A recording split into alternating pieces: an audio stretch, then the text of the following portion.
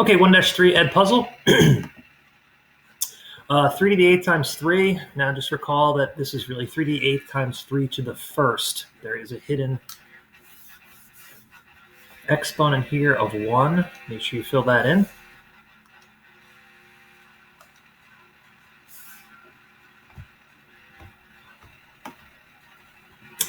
And when you're multiplying like bases, you're going to add the exponent. So it's 8 plus 1, which ends up being 3 to the 9th. Okay, 12x times x. Again, don't forget about the hidden exponent.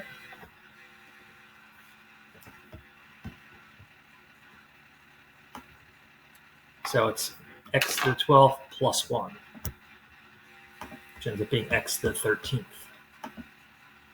Question 3. Now we're dealing with some coefficients. Those coefficients do not have exponents, so they are not bases. They are just regular numbers. -2 times 5 is going to be -10. And then x to the 3rd and x to the 2nd are bases, so they need to be combined using the base rules. Because we're multiplying like bases, you're going to add the exponents, -10 x to the 5th. Again, we have a mix of numbers and bases. So we're going to go ahead and multiply the 6 and the -3, which gives you -18. And then we're going to add the exponents of the bases, which are the variables. Final answer, -18x to the 4th.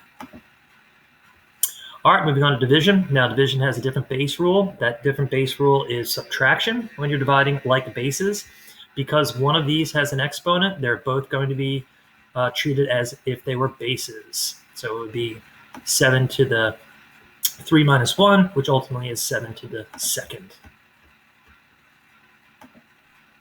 And number 6, same thing. We have like bases. They have exponents. We are dividing. Dividing means you subtract the exponents. 5 minus 2 is 8 to the 3rd.